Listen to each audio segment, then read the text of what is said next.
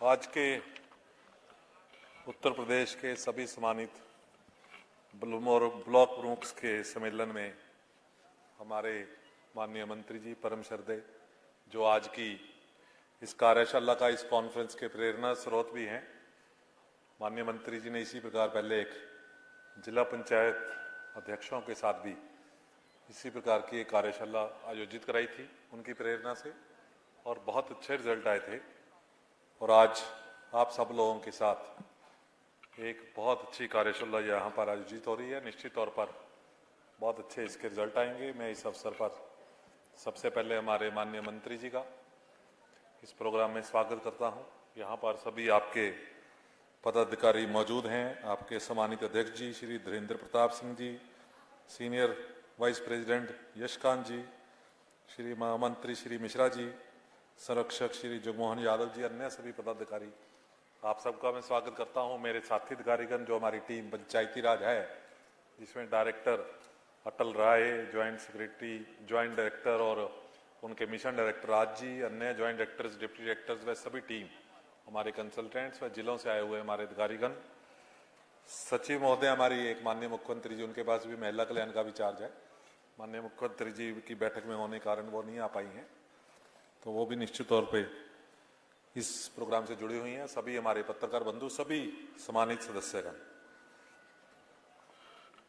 साथियों, पहले एक दो हल्की बातें। जब मैं सीडीओ था तो मेरे ख्याल से, मैं अभी आपके अध्यक्ष जी को बता रहा था कि मेरी सभी ब्लॉक प्रमुख से बहुत ही अच्छी दोस्ती थी। उनमें से काफी लोग सम्मानित विधायक भी बन गए हैं। तो मैं इनसे पूछ रहा था कि कितने ब्लॉक प्रमुख जी विधायक बनते हैं, तो काफी बड़ा परसेंटेज है। तो आप में से कई लोग, मेरे ख्याल से, जब हम लोग अगली बार बनेंगे, सम्मानित विधायक बनेंगे, परंतु उनसे मेरी शिकायत ये रहती है कि जब भी मुझे मिलने आते हैं, अभी भी वो मुझे सीडीओ साहब कहकर ही बुलाते हैं। तो उनको मैं हंसता हूँ कि आप भी ब्लॉक प्रमुख से विधायक बन गए हैं, मैं भी सीडीओ से प्रमुख सचिव बन गया हूँ, तो कृपया करके। दूसरा एक और रोचक प्रसंग, आज आप लोगों की सबकी व्यथा सुनी। मैं भी जब आपके एज प्रमुख सचिव पंचायती राज ज्वाइन किया, और एक मैं अटल के पास वहाँ पे निदेशालय में एक प्रस्तुतिकरण लेने गया, तो वहाँ पर मुझे वही ग्राम पंचायतों के बारे में और जिला पंचायतों के बारे में प्रस्तुतिकरण किया गया। जब मैंने कहा ब्लॉक पंचायतों का प्रस्तुतिकरण किया जाए, तो उन्होंने बताया वो तो चचा के लड़के हैं, वो जो है। तो कहने की बात जो आप लोग कह रहे हैं कि ये बात सही है कि हम लोग कदाचित ब्लॉक पंचायतों पे उतना ध्यान नहीं दे रहे हैं, दो विभागों के बीच में। और जो माननीय मंत्री जी ने, आई थिंक, आज अपनी प्रेरणा से, अपने मार्गदर्शन से उस चीज को ठीक करने का प्रयास किया है। और निश्चित तौर पर हम जो है पंचायती राज विभाग इस व्यवस्था पर और अधिक ध्यान देंगे। जहां तक ब्लॉक पंचायत की बात है, ब्लॉक पंचायत का गठन पंचायती राज विभाग करता है। ब्लॉक प्रमुख की समस्त चीजें, मतलब उनके चयन से लेकर सभी प्रकार का जो है उनका भी हम लोग देखते हैं। इनफैक्ट यदि कभी कार्रवाई भी करनी हो तो वो भी पंचायती राज देखता है, जबकि बीडीओ जरूर ग्राम विकास विभाग का अधिकारी है। अतः जो है, ये मैं आप सबको आश्वस्त करना चाहूंगा कि ब्लॉक प्रमुख तो एज ब्लॉक प्रमुख तो निश्चित तौर पर आप जो है पंचायती राज परिवार के ही सम्मानित जो है पदाधिकारी हैं। और सबसे बड़ी बात, आप एक सम्मानित जनप्रतिनिधि हैं। हमारी जो देश की डेमोक्रेसी है, जो हमारी आम जनता, जो हमारे संविधान में, उसको समस्त पावरें दी गई हैं। और उस डेमोक्रेसी में हमारे उस देश की पूरी व्यवस्था को जो हमारे रिप्रेजेंट करते हैं, वो सभी जनप्रतिनिधि करते हैं। हमारे माननीय सांसद, माननीय विधायक जी, माननीय मुख्यमंत्री जी और मंत्री जी, और उसके बाद जो हमारी जिला स्तर, जिसे ग्रास रूट डेमोक्रेसी कहते हैं, उसमें जिला पंचायत, ब्लॉक पंचायत और ग्राम पंचायत के सम्मानित सभी सदस्यगण। तो ये उनके जो सम्मानित जनप्रतिनिधिगण, ये एक बहुत बड़ी हमारी डेमोक्रेसी की व्यवस्था है। हमारे माननीय प्रधानमंत्री जी ने व हमारे माननीय मुख्यमंत्री जी ने, जिन्हें पॉपुलरली डबल इंजन की सरकार कहा जाता है, निश्चित तौर पर हमें एक ऐसा विजन दिया है कि 2047 में हम लोग एक विकसित भारत में रहेंगे। मैं जब सीडीओ और डीएम था वर्ष 1996 से लेकर वर्ष 2003-4 तक, तब उस टाइम पे काफी, अभी हम लोग जब व्यवस्थाएं करते थे, जो आजकल आप लोग व्यवस्थाएं करते हैं, तो उस टाइम रहता था भी एक गांव में 50 लाभार्थी हैं, परंतु टारगेट 10 का है, तो उनके सिलेक्शन में बड़ा झंझट रहता था। पर माननीय प्रधानमंत्री जी ने जो पिछले 10 वर्षों में जिस प्रकार की व्यवस्थाएं दी हैं, जिस प्रकार से उन्होंने गुड गवर्नेंस में सुधार लाए हैं, क्योंकि मैं एक गुड गवर्नेंस का जो फ्यूचरिस्टिक मॉडल है आधार के साथ एसोसिएटेड रहा हूं, जिसने बहुत जो ग्रास रूट पर जो आम आदमी का करप्शन को लगभग खत्म किया है आधार के माध्यम से, सभी स्कीमों के माध्यम से, तो उसके माध्यम से आज हम उस स्टेज पर हैं जहां पर हम आखिरी व्यक्ति को, चाहे वो गरीबी रेखा का व्यक्ति हो, हमारी पंचायत राज की स्कीम ले लें, शौचालय की इंडिविजुअल टॉयलेट देने की स्कीम हो, राशन ले लें, आयुष अभी नई स्कीम है उसमें चल रहा है, तो आई थिंक उसमें भी हम बहुत जल्दी पहुंच जाएंगे। परंतु हम उस स्टेज में हैं जो किसी भी एक विकसित भारत या विकसित उत्तर प्रदेश की एक कड़ी होगी कि हमारा पहले जो हमारे 100 लोग हैं आपकी ग्राम पंचायत में, ब्लॉक पंचायत में यदि जो है आपके 2 लाख लोग हैं, तो उसमें जो आखिरी 1000-2000 लोग हैं हम उनको सैचुरेट करने के, उनको स्कीमों का लाभ देने वाली स्थिति में हैं। परंतु ये जो है आखिरी काम 10 से 30% जाना बहुत आसान होता है, 30 से 60 भी आसान रहता है, परंतु आखिरी जब 80% पे पहुंचते हो, 80 से 90, 90 से 95, 95 से 100 पहुंचना थोड़ा मुश्किल काम होता है, उसमें मेहनत बहुत बढ़ जाती है। तो ये जो आखिरी 2-4% हमारे लाभार्थी सब जगह बचे हुए हैं, उसके बारे में निश्चित तौर पर आज विचार करने का समय है। दूसरा जो है, एक और हमारे माननीय प्रधानमंत्री जी ने गुरु मंत्र हम सबको दिया है। पहले हम लोग भी जब पढ़ाया जाता था हमें बेस्ट प्रैक्टिस पढ़ाया जाता था, अभी उसकी बेस्ट प्रैक्टिस देख लो। कई बार कहा जाता था साउथ इंडियन जो स्टेट्स है अच्छा काम करती हैं, उनका स्टडी कर लीजिए। हमको जो विदेश की ट्रेनिंग में भेजा जाता था उसमें सब लोग प्रस्तुतिकरण करते थे। मैं 1 साल का जो है कि कैसा एक विकासशील देशों का विकास कैसे होना चाहिए उस पर मास्टर्स पढ़ने गया था। तो हमारे जो प्रोफेसर हमको पढ़ाते थे, हम कभी यूपी के बारे में उनसे चर्चा करते थे, वो हैरान रह जाते थे। वो प्रोफेसर सुनते रहते थे, 2-2 घंटे हमको सुनते रहते थे पॉलिसी के बारे में। मुझे ध्यान है बहुत चीजों पर चर्चा हुई, तो वो कहते थे कि भारत में ज्ञान है, प्रॉब्लम्स है, परंतु सोल्यूशन भी है, और इनको केवल अच्छे ढंग में राइट अप करके लिखकर इसको जो है पूरी दुनिया को दिखाने की जरूरत है। तो हमारी जो है बेस्ट प्रैक्टिसेस को हमारे प्रधानमंत्री जी ने चेंज किया कि नहीं, जो हमारा पुराना जो सिस्टम था, जैसे हम सोने की चिड़िया थे, भारत एक बहुत ही उच्च मतलब जो है कोटि का देश होता था पुराने जमाने में, अंग्रेजों ने आकर हमारे को थोड़ा बर्बाद किया, परंतु कि हम विश्व गुरु बनेंगे, हम अच्छी चीजें लागू करेंगे।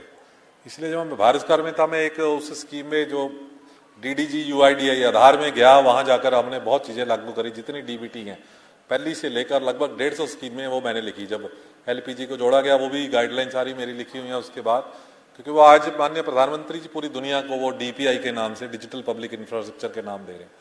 तो हमारे में ये क्षमता है और आप सब में वो क्षमता है। उत्तर प्रदेश में भी अभी माननीय प्रधानमंत्री जी बोल रहे थे उस स्पीच में कि दुनिया का विकास तब होगा जब इंडिया का विकास होगा, इंडिया का यदि विकास होता है दुनिया का विकास हो जाएगा। उसी प्रकार जब उत्तर प्रदेश का विकास हो रहा है तो भारत का विकास होगा। और उत्तर प्रदेश के विकास के लिए जो हमारा ब्लॉक है, जिला पंचायत है और ग्राम है, यानी कि हमारे जिले का विकास होगा तो पूरे उत्तर प्रदेश का विकास होगा, भारत का विकास होगा, दुनिया का विकास होगा। ये कड़ी इस प्रकार से जुड़ी हुई है। ग्राम स्वराज में जो हम यहाँ पर, चाहे आप ब्लॉक स्वराज कह लें, ग्राम स्वराज कह लें या जिला स्वराज कह लें, हमारे महात्मा गांधी जी के भी कुछ इस पर विचार थे। उसी तरफ हम लोग धीरे धीरे अब बढ़ते जा रहे हैं। आज जो इस प्रकार की चर्चाएं हैं वो भी हम उसी तरफ उसको बात करते हैं। और जो आपने कहा ब्लॉक पंचायत, यद्यपि ये वो जो बीच का क्रम जो कहा जाता है, जो हमारा त्रिस्तरीय पंचायती राज है, तो एक सबसे महत्वपूर्ण कड़ी यही होता है कि ग्राम पंचायत के लोगों को जो ग्राम स्तरीय समस्याओं का हल करना है, वहां के लिए स्कीम बनानी है, परंतु उनको गाइडेंस देना, उनकी प्रॉब्लम को समझना, वो ब्लॉक पंचायत का काम है। और फिर यदि जरूरत हो जिला पंचायत से या राज्य सरकार से संपर्क करके वो उनको किस प्रकार से ग्राम को आगे ले जाना है, वो गाइडेंस देने का एक बहुत बड़ा काम आपका है। उनकी हैंड होल्डिंग का एक बहुत बड़ा काम है, क्योंकि अल्टीमेटली पूरा भारत जो है गांव में बसता है, इसलिए कई बार उसको ग्राम पंचायत लेवल पर हम हमेशा बात करते हैं। कोई भी कार्रवाई आप भी करेंगे तो वो ग्राम पंचायत लेवल पर होगी। एक बहुत बड़ा इशू जिसके बारे में आई थिंक आप सब ने भी जो बात करी, वही माननीय सदस्यगणों ने, आपके जो माननीय अध्यक्ष जी ने, सब लोगों ने बात करी, वो है एक पूरे देश में कैपेसिटी जो हमारी इशू कि उन स्कीम्स को कैसे इंप्लीमेंट करें, वो भी एक बहुत जरूरी है। मेरा एक अनुरोध है कि आप जब भी वहां पर चर्चा करें कैपेसिटी के बारे में, आप लोग अभी मांग कर रहे थे कि हमारे कोई कंप्यूटर ऑपरेटर दीजिए, ये सब उसी के पार्ट हैं। क्योंकि एक मैं देख रहा था, अभी मैंने ये प्रेजेंटेशन लिया, क्योंकि हमारे यहाँ आप देखेंगे कि आपको साल भर में हम जो आवंटन केंद्रीय वित्त आयोग से मिलना है वो 1199 करोड़ यानी कि 1200 करोड़ मिलना है, और उसमें से उसके विपरीत यदि देखेंगे 1/4 को विशेष ब्लॉक पंचायत स्तर पर, मैं बता रहा हूं, केवल 1280 करोड़ है। यदि पूरे तीनों स्तर के पंचायतों की बात करी जाए तो हमारे लगभग 8000 करोड़ हमको मिलता है। वहां पर 1/4 को विशेष 5000 करोड़ से थोड़ा सा कम, यानी कि 8000 करोड़ के मुकाबले 4800 करोड़, 60% है।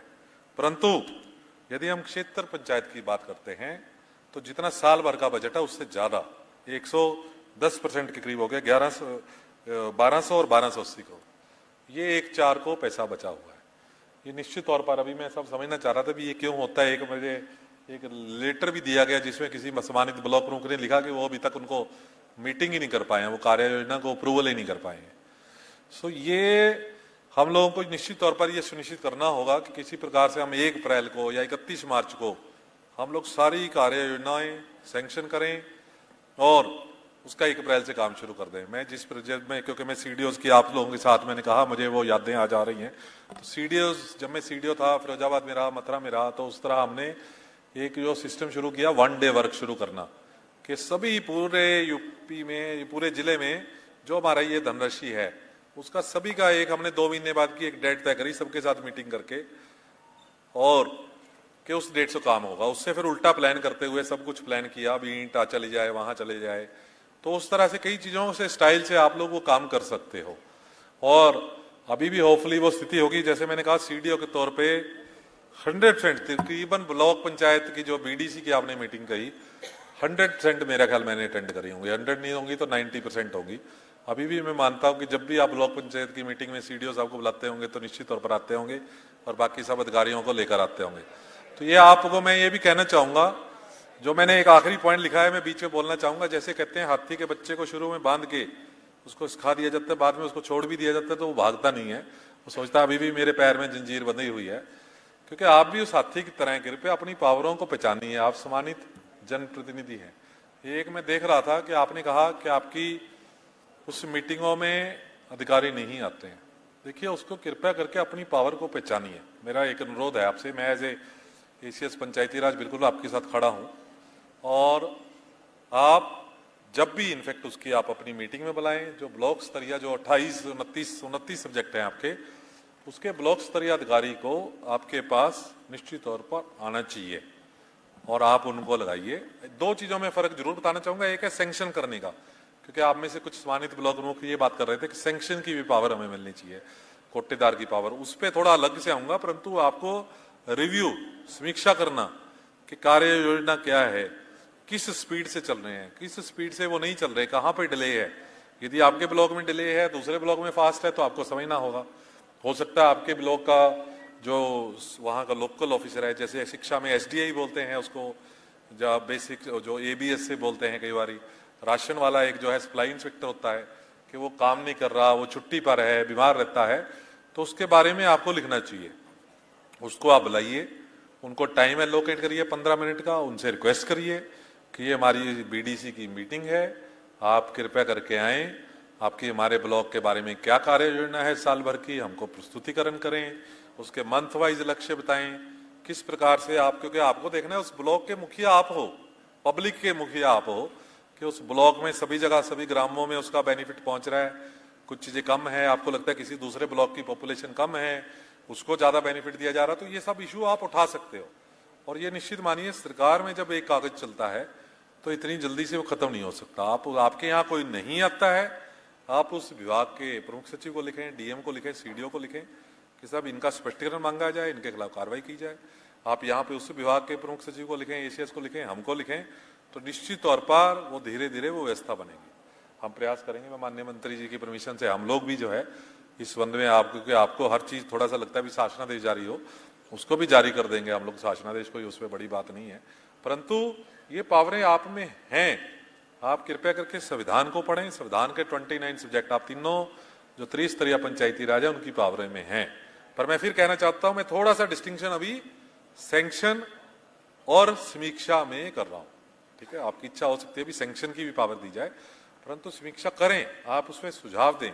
यदि आपके ब्लॉक के साथ ज्यादती हो रही है, आपको लगता है और टारगेट की जरूरत है, कई बार राज्य स्तर के पे हमारे पास पैसा होता है, कोई दूसरा जिला खर्च नहीं कर पा रहा है। इनफेक्ट भारत सरकार के मैं आपको सिस्टम बताना चाहूंगा, भारत सरकार जिस तरह बढ़ रही है, भारत सरकार बहुत सारी स्कीमों में अगले 2 साल में, हो सकता है इसी साल में व्यवस्था कर दे कि जो पैसा अधिक खर्चेगा उसको पैसा ज्यादा मिलेगा। क्योंकि अक्सर जो है आपके पास, यदि हम विकासशील देश है, विकासशील देशों की पहली ये है, उसकी पहला फॉर्मूला, यदि उसका एक मैं कैरेक्टरिस्टिक आपको बताऊं कि उसके विकास कार्यों के लिए उसको जरूरत है 100 करोड़ की, परंतु धनराशि उपलब्ध है 40 करोड़ 50 करोड़।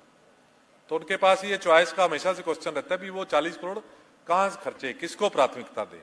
ये पब्लिक फाइनेंस का बहुत बड़ा एक थ्योरी इसी पे होती है। भी वो आपके सामने भी वही प्रॉब्लम है कि आपके ब्लॉक को जो 10-20 करोड़ रुपए मिल रहे हैं और जरूरत है 50 करोड़ की। आपको हमारे अधिकारियों ने एक ये जो है डेवलपमेंट प्लान के बारे में बताया, जीपीडीपी ग्राम पंचायत स्तर पर डेवलपमेंट प्लान, ब्लॉक स्तरीय डेवलपमेंट प्लान। ब्लॉक स्तरीय जो डेवलपमेंट प्लान है वो ग्राम पंचायत की डेवलपमेंट प्लान का एक ना केवल सामूहिक है, उसके बाद जो ग्राम पंचायतें आपको बताती हैं कि साहब ये 2 ग्रामों का एक साथ का काम है, कुछ सामूहिक काम है जो ब्लॉक स्तर पे किए जा सकते हैं। जैसे मैं एक उदाहरण दे रहा था कि शिक्षा का, हेल्थ और एजुकेशन 2 बहुत इंपॉर्टेंट काम है।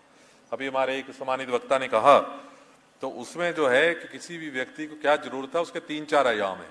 सबसे पहले रोटी कपड़ा मकान या सड़क बिजली पानी कह लीजिए, जिसके बारे में काफी कुछ हो गया है, यद्यपि अभी गरीबी रेखा है पर फिर भी काफी कुछ उसमें सरकारों ने उसमें किया है। उसमें जब धीरे धीरे आप जो है तरक्की करते हैं, विकास करते हैं, तो दूसरे लेवल पे फिर हेल्थ और एजुकेशन आ जाता है। उस पर ध्यान देना, किस प्रकार से बच्चों को पढ़ा के उनको आगे बढ़ाया जाए। तीसरे लेवल पे इसी में स्किल और एम्प्लॉयमेंट आ जाता है, भी अच्छा स्किल लिया जाए, अच्छी पढ़ाई करी जाए, डॉक्टर इंजीनियर बनाए जाए बच्चों को। परंतु लास्ट में एक होता है भी सेल्फ एक्चुएट, अपने आप को संतुष्ट करना, जिसमें सबसे जरूरी आ जाता है समाज सेवा के, मनोरंजन करें अपना, ठीक है, आप उसको स्टडी करें, दूसरे देश क्या कर रहे हैं, कुछ समाज के लिए वापस काम करना चाहते हैं। तो ये 3-4 आयाम रहते हैं। तो मैं ये आप लोगों से अनुरोध करना चाहूंगा कि यद्यपि हमारी जो कार्य योजनाएं बोलती हैं, रूल्स बोलते हैं, वो कहते हैं कि यदि आपका बजट 100 रुपए है तो आप 120 रुपए तक का ही कार्य योजना बना सकते हैं। परंतु आप लोग पर्सपेक्टिव प्लान जरूर बनाएं। पर्सपेक्टिव प्लान का मतलब जो विकसित देशों में क्या रहता है कि आपके पूरे ब्लॉक की जरूरत क्या है। यदि हम सड़कों की बात कर लें, आप एक बार यदि अपने ब्लॉक में जो नेशनल हाईवे वगैरह छोड़ दें, जो हाई स्टेट हाईवे भी छोड़ दें, पर ओडीआर एमडीआर, मैं पीडब्ल्यू में भी रहा हूं, वहां पर हमने चलाया था भी एक ब्लॉक से दूसरे ब्लॉक को जोड़ने वाली सड़क को यदि एमडीआर घोषित कर दिया जाए, उस तरह की आप डिमांड करें, तो एमडीआर से वो 5 साल बाद उसका नवीनीकरण जो होता है वो 3 साल बाद होने लगेगा। इस प्रकार से अभी बहुत जरूरत है चीजों की। तो आप यदि अपने एक पर्सपेक्टिव प्लान, इनके वाला प्लान में क्योंकि 120% की जरूरत है, उसमें आप निकालिए कि पूरे ब्लॉक की एक अच्छे ढंग से विकसित ब्लॉक बनाने के लिए, जब हम विकसित भारत की बात करते हैं तो आपके ब्लॉक को विकसित ब्लॉक बनना होगा, कितनी धनराशि की आवश्यकता है। आप सारे आपके सम्मानित सदस्य पूरे ब्लॉक में फैले हुए हैं, उनसे आप ले लें कि कितनी सड़कों को ट्रैफिक के हिसाब से चौड़ा करने की जरूरत है, कितनी सड़कों को और बनाने की जरूरत है, नहीं बनाने की, कितने ड्रेनेज बनाने की जरूरत है, कितने स्कूल खोलने की जरूरत है। मैं स्कूल में बता रहा था कि स्कूलों का जो एजुकेशन का मॉडल है, हमारा मॉडल अपनी जगह ठीक है, परंतु एक बेहतर मॉडल जो आजकल माननीय मुख्यमंत्री जी ने हमारे यहाँ अटल विद्यालय के तौर पर इंप्लीमेंट किया है, जो मैंने बाकी विकसित देशों में स्टडी किया है, कि ये जो प्राइमरी स्कूल है हमारे, कई बार 2 क्लासरूम होते हैं, अब तो 4-5 होने लगे, पर टीचर कई बार 5 नहीं मिलते हैं कक्षा 1 से 5 तक। तो उसका एक सामूहिक, मतलब ब्लॉक स्तर पर या न्याय पंचायत पर एक स्कूल होना चाहिए एटलीस्ट कक्षा 3 के बाद, जिसमें बच्चे बसों से, सरकार की तरफ से बच्चों को बस से वहां ले जाया जाए, वो 7-8 घंटे अच्छी तरह स्पेंड करें, उनको लंच खिलाया जाए और फिर उनको वापस बसों से छोड़ा जाए। सभी विकसित देशों में इस प्रकार की व्यवस्था रहती है। क्योंकि यदि जो ग्राम पंचायत का स्कूल है वो उसी जगह का टीचर होना चाहिए और इस प्रकार से आगे बढ़े। परंतु जो मैं आपको बात कह रहा हूं कि अपने ब्लॉक के बारे में आप स्टडी करें। अभी विदेश भ्रमण की मैं बात नहीं कहना चाहूंगा, परंतु दूसरे देशों का मॉडल आजकल जो है इंटरनेट पर भी उपलब्ध है, भी जो आपके ब्लॉक रुख अमेरिका में है, इंग्लैंड में है, आपका जो काउंटर पार्ट है वो क्या कर रहा है, उनका मॉडल आजकल सब ब्लॉकों में सब जगह कंप्यूटर लगे हैं, उसको स्टडी करें। तो अपने ब्लॉक की एक पूरी कार्य योजना कि आपका ब्लॉक यदि विकसित ब्लॉक हो, विकसित भारत का टारगेट जिसे मिला है 2047 में, उसको माननीय प्रधानमंत्री जी का आप साथ दे सकते हैं, उनको जल्दी कर सकते हैं यदि आप अपने ब्लॉक को विकसित कर लें। फिर उसके बारे में आप सब जगह उस कार्य योजना को प्रमुख सचिवों को भेजें, माननीय मंत्री जी के समक्ष उठाएं, माननीय जिलाधिकारी सीडीओ उनको मिले, क्योंकि धनराशि कई बार बहुत ज़्यादा होती है। एटलीस्ट मैंने जब ज्वाइन किया पहली बार, एक पुराने किसी मेरे प्रेडिसेसर का लिखा हुआ था कि आपके पास उतनी ही पावरें हैं जितनी आप इस्तेमाल कर पाओ, बाकी जो लिखित पढ़त में उनका और कोई मतलब नहीं है यदि आप उनको इस्तेमाल नहीं कर पाते हो। उसी प्रकार धनराशि के बारे में भी मैंने यही देखा है, सरकारी सिस्टम में आप कोई काम करने लगेंगे तो धनराशि आड़े नहीं आएगी, आप उसको बना के उसके पीछे पढ़ें। पर उससे पहली शर्त जो मैं बताना चाह रहा था, जिसके लिए मैंने थोड़ा 2 मिनट का समय लिया, कि जैसे 1280 करोड़ पड़ा हुआ है पिछले साल का, जो आपको पिछले साल खर्च कर देना चाहिए था इस पर्टिकुलर हेड में, ये जो है केंद्रीय वित्त आयोग का पैसा है, तो आप सोचिए डबल पैसा आप खर्च कर सकते थे। ठीक है, उसको किस तरह से करना है। इसी प्रकार यदि राज्य वित्त आयोग की बात करते हैं तो वहां भी लगभग 1440 करोड़ मिल रहा है, तो 750 करोड़ यानी कि 50% वहां भी पड़ा हुआ है। तो किस प्रकार को इस पैसे को जितनी जल्दी आप खर्च कर देंगे पहले 6 महीने में, आपको वो धनराशि एक्स्ट्रा कहीं ना कहीं से मिलने लगेगी। ये मेरा निश्चित तौर पर विश्वास है। आप उसके बाद 6 महीने में खर्च करिए, हम लोगों के पास आइए, हम लोग जरूर कुछ ना कुछ उसकी व्यवस्था करेंगे। कुछ चीजों के बारे में मैं और कहना चाहता हूं यहाँ पे कि माननीय प्रधानमंत्री जी ने एक कार्यक्रम चलाया है जो आजकल पखवाड़ा चल रहा है, स्वच्छता ही सेवा। स्वच्छता देखिए, सामान्य तौर पर हम अपना घर देख लें, अपना देख लें, बहुत साफ सुथरा रखते हैं हम, परंतु सामूहिक तौर पर हम लोग कहीं ना कहीं फेल्योर हो जाते हैं। जब हम सार्वजनिक जगह पर जाते हैं उसको हम खराब करना शुरू कर देते हैं। ये हमारी हर जगह है। अब हम अपनी बसों को तोड़ लेते हैं, हम बाथरूम में लिखना शुरू कर देते हैं। ये एक स्वच्छता ही सेवा जो माननीय प्रधानमंत्री जी को मतलब हमारे ये इशू उठाना पड़ा, ये देखा जाए तो एक थोड़ी सी उसको दूसरे ढंग से देखें, हम लोगों के लिए थोड़ी सी शर्म की बात भी है भारतीयों के लिए, परंतु उन्होंने ये बीड़ा उठाया है। और जिस प्रकार से ये चेंज आया, क्योंकि अगले 10-15 वर्ष में कोई नहीं रोक सकता इस भारत को विकसित होने से, कोई नहीं रोक सकता इस भारत को साफ सुथरा होने से। केवल हम उसको अपना योगदान दे सकते हैं कि उस 10 वर्ष को हम 9 वर्ष में कर दें, 8 वर्ष में कर दें, जल्दी कर दें। तो स्वच्छता ही सेवा और उसके साथ जुड़ा हुआ हमारा स्वच्छ भारत मिशन, जिसके आपने इश्यूज भी उठाए हैं, कदाचित उसकी धनराशि आपको नहीं मिलती है, परंतु उसके वो 3 कंपोनेंट बहुत जरूरी हैं। डिजिटल टॉयलेट्स हर एक को मिल जाना चाहिए, आप उसको भी रिव्यू करें कि आपकी कौन सी ग्राम पंचायतों में अभी कितने लोग हैं जिनको टॉयलेट्स नहीं मिला। ग्राम पंचायतों को आपको, मुझे नहीं लगता कोई डायरेक्शन देने की जरूरत है। सॉलिड वेस्ट मैनेजमेंट आरआरसी, ये आरआरसी में एक बहुत बड़ा योगदान ब्लॉक पंचायतों का हो सकता है, क्योंकि छोटी ग्राम पंचायतों में वो सफल नहीं होगा। उनको सेल्फ सस्टेनेबल बनाना है, 3-4 लोगों को हायर करना है। जो आपने एक वीडियो देखी कि रिक्शा लेकर वो घर घर से कूड़ा इकट्ठा करेंगे, तो उनके लिए गाइडलाइंस में भी लिखा है कि उनको ब्लॉक स्तर से आरआरसी में उनका एक जो है कंबाइंड 3-4 ग्राम पंचायतें जो पास हों, छोटी हों, उनका कंबाइंड बनाया जा सकता है। आरआरसी आप लोगों ने विजिट किए होंगे, रिसोर्स रिकवरी सेंटर। कूड़ा जो है, जो स्वच्छता ही सेवा प्रोग्राम चल रहा है, उसका एक बहुत बड़ा कंपोनेंट है ब्लैक स्पॉट का चिन्हांकन करना, जिसे इंग्लिश में सीटीयू कहते हैं। वो हमारे यहाँ 1 लाख चिन्हांकित किए हैं हम लोगों ने, पूरे इंडिया में हम नंबर 1 है। उनका परमानेंटली समाप्त करना, जिसका मतलब है जो हमारा घर घर से कूड़ा आया वो केवल आरआरसी जो आपका रिसोर्स रिकवरी सेंटर है वहीं पर जाकर प्रोसेस हो, कहीं ना फेंका जाए। ये एक बहुत ही जरूरी बात है। घरों का कूड़ा जहां पे हम वीडियो में देखा उठ जाता है, परंतु जहां पे हमारे बाजार हैं, सार्वजनिक जो बाजार हैं, वहां पे आप देखेंगे वो कूड़ा फेंक दिया जाता है। तो आप एक बार उनके साथ मीटिंग कर लेंगे, उनको गाइड कर देंगे कि थोड़ा सा डस्टबिन रखकर उसको भी इसी प्रकार से इकट्ठा हो जाए, एक बहुत बड़ी बात है। लिक्विड वेस्ट मैनेजमेंट, पानी हमारा जो है, जो घरों से साफ, जो ग्रे वाटर कहते हैं, टॉयलेट का पानी नहीं, किचन का पानी, फर्श धोने का पानी, बाथरूम का पानी, जिसे ग्रे वाटर कहा जाता है, उसका भी, क्योंकि वो पानी हमारी जमीन में समाहित होता है, उसको हम साफ नहीं करेंगे तो हमारे को बीमारियां बहुत फैलती हैं। तो उसके लिए कहा जाता है कि सबसे पहले आप एक जाली लगाकर, बहुत समान व्यवस्था है साफ, कि आप उसको जो पॉलीथीन उसका कैप्चर कर लें। दूसरे में आप एक उसका जो है चैम्बर बनाकर, यहाँ से पानी आया और इधर ऊपर से पानी गया तो उसकी सिल्ट इकट्ठी हो जाएगी। और तीसरे में फिर जो ग्रेवल होता है, बड़ी कंकड़, छोटी कंकड़ और सैंड डालकर उसके अंदर से जब उस पानी को निकालते हैं, और तब उसके बाद ही वो पानी हमारी जो धरती माँ है, हमारा जो तालाब है, हमारा जो अमृत सरोवर है, उसके अंदर जाए, क्योंकि वो जमीन फिर एक रिचार्जिंग का काम करता है। यदि उसमें वो केमिकल जो साबुन है वो चली जाती है, वो ग्रेवल वगैरह चीजें उसको रोकती हैं, तो वो खराब करेगा। तो ये चीजें ऐसी हैं जो हमारे देश को एक क्रांति ला देनी चाहिए। मतलब अगले 1-2 साल में हम ये स्वच्छता का जो है पूरा खत्म, हमारा भी देश बहुत साफ हो जाना चाहिए सब जगह। तो स्वच्छता ही सेवा एक पखवाड़ा भी चल रहा है, उसमें आपका बहुत ही महत्वपूर्ण योगदान है। उसका सबसे इम्पोर्टेंट काम यही है। दूसरा, जो हमारे स्वच्छ सैनिक हैं, चाहे वो हमारा स्वच्छ मित्र हो, स्वच्छ कर्मचारी हो, सफाई कर्मचारी हो हमारा, उनका लिए सुरक्षा शिविर, उनके लिए हेल्थ शिविर लगाने की जरूरत है, उनका हेल्थ चेक कराया जाए, उनको गरिमा कार्ड दिया जाए। और जो हमारे कॉन्ट्रेक्चुअल कर्मचारी हैं, जैसे आरआरसी में लगते हैं कॉन्ट्रेक्चुअल, उनके लिए यदि उनके पास आवास नहीं है, उनका आयुष कार्ड नहीं बना है, उनको वो सारी सुविधाएं भी दें। और तीसरा है भागीदारी। माननीय प्रधानमंत्री जी ने एक बड़ा तीसरा उसमें कहा कि भागीदारी सबकी होनी चाहिए। केवल वो जिला पंचायत अध्यक्ष, ब्लॉक प्रमुख, जो माननीय ब्लॉक सदस्य है, ब्लॉक पंचायत के सदस्य है, या प्रधान जी ग्राम पंचायत के सदस्य है, या सरकारी अधिकारियों का प्रोग्राम ना रहे, वो हर आम आदमी, आम नागरिक की उसमें एक भागीदारी हो। हमारी हर प्राइवेट इंडस्ट्री की भागीदारी हो, हमारे स्वयंसेवी संगठनों की भागीदारी हो, वो भी एक बहुत जरूरी है। जो वार्षिक कार्य योजना की मैंने बात करी 2 अक्टूबर से, उसका भी एक जो है जन योजना अभियान चलेगा। कृपया करके उसमें पार्टिसिपेट करके आप बहुत महत्वपूर्ण रोल उसमें निभा सकते हैं।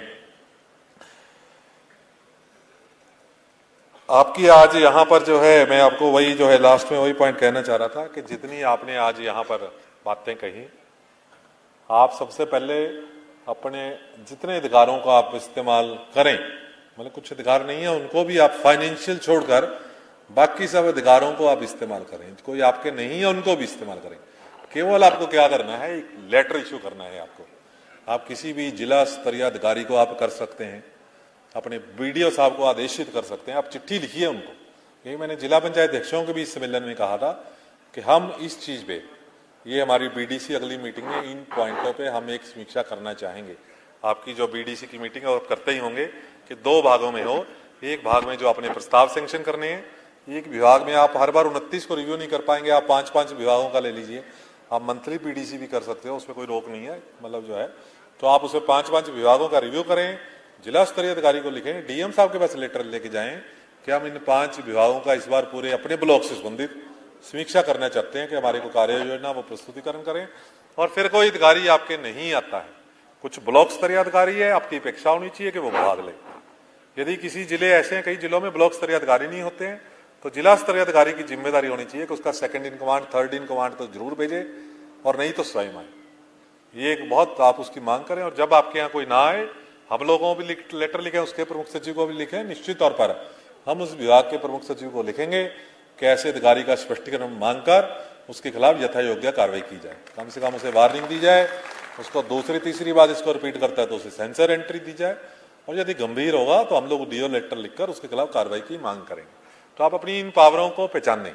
आपके जो है, आप बहुत ही अच्छे ढंग से, आपकी मेरी कई बार चर्चा होती है आपसे, और आप विकास की एक धुरी हैं। सभी लोग यहाँ पर आए हैं, बहुत अच्छा लग रहा है हमको सबको। आपके मांग पत्र को हमने देखा, हम निश्चित तौर पर उन पर जो है अपने अधिकारियों से चर्चा करके जो भी हमारा प्रस्ताव है, हमारे निर्णायक जो है हमारे माननीय मंत्री जी यहाँ पर मौजूद हैं, उनके समक्ष जो हम 3-4 कैटेगरी में बांट के भी कौन सी चीज़ें होने लायक है, इमीडिएटली हो सकती हैं, कौन सी चीज़ों में हमें ग्राम विकास विभाग को कंसल्ट करना पड़ेगा, क्योंकि आपके यहाँ एक टर्फ की बात थोड़ा बहुत चलता है कि 2 जगह वाला इशू, वो मनरेगा का एक माननीय प्रमुख जी इशू उठाना चाह रहे थे, क्योंकि मनरेगा में हम लोग कुछ नहीं कर सकते, ठीक है, वो ग्राम विकास का है। तो कुछ चीज़ें उनसे कंसल्ट करके, कुछ में हमें माननीय मंत्री परिषद तक जाना होगा, और कुछ चीज़ें हो सकता है हम 1-2 साल अभी ना मान पाए, तो उसके लिए आप हमें शुरू से ही जो है प्रेरित करते रहें। कुछ में समय लग सकता है। आपके मांग पत्रों पर निश्चित तौर पर हम विचार करके अपने जो भी विचार होंगे, हमारे प्रस्ताव होंगे, माननीय मंत्री जी के समक्ष प्रस्तुत करेंगे। ये हम सब आपको एश्योरेंस देते हैं। आप सब आज यहाँ पर आए, हम लोगों को बहुत अच्छा लगा।